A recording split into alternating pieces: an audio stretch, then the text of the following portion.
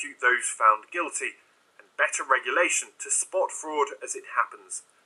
That, the report suggests, could help restore public trust in banks, a trust that's currently at an all-time low. Ben Thompson, BBC News. Chris Skinner is chairman of the Financial Services Club, and he joins me now. Are we ever going to get to the bottom of this, Chris? Well, I think between the US authorities and the UK authorities, they're going to try to get to the bottom of this.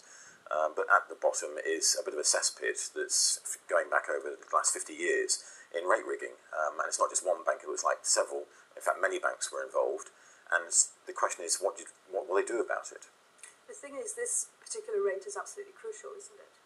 Yes, I mean, it's been going back to the 1960s and then became the benchmark for global rate setting in the 1980s. $800 trillion worth of financial instruments are traded on the basis of these interest rates. And to try and reconstruct that or change it will be phenomenally difficult. But not impossible. No, it's not impossible. There's some alternatives, and in fact it's quite interesting. There's a US-Europe competition going on, in that the US is trying to say we've got better ways of doing this using overnight loan rates, which the Federal Reserve sets. Over here we're saying, actually, no, it's just a flaw of governance in the way that this was operated. We need to change the governance structure of the LIBOR rates, and it will still work. But a flaw of governance with catastrophic results, particularly for this country and its reputation. Absolutely, it's seriously damaged the reputation of the city.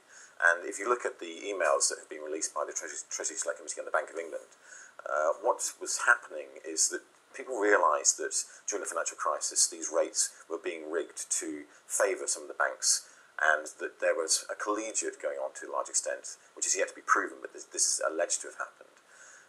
The BBA reached out to the Bank of England and the FSA and said, we need you to help us with the governance of this.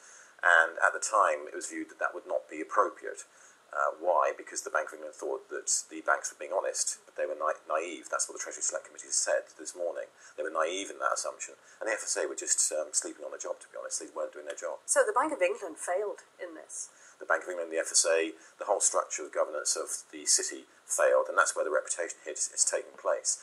Is it possible, do you think, that then the Americans could take over this and have this overnight rate? Well, that's the concern right now, because there are two rates in America that could be used as an alternative, but to move $800 trillion worth of asset setting to a different system would be incredibly difficult.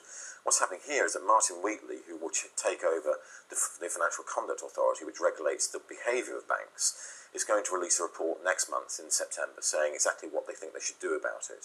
And I believe that report will say LIBOR in concept works, in practice it failed because we allowed it to get out of hand. We weren't regulating or governing the structure effectively.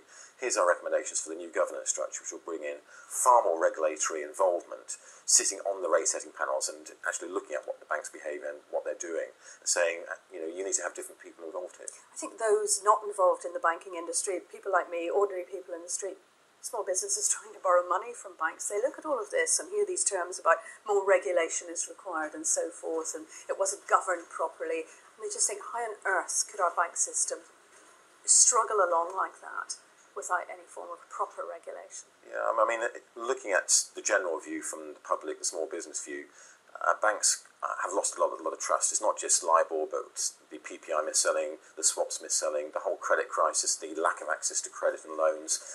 The banking system needs to have a fundamental restructuring. I think people are starting to accept that needs to happen.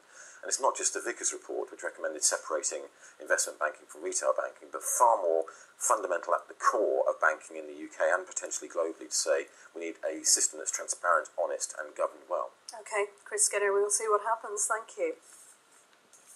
It's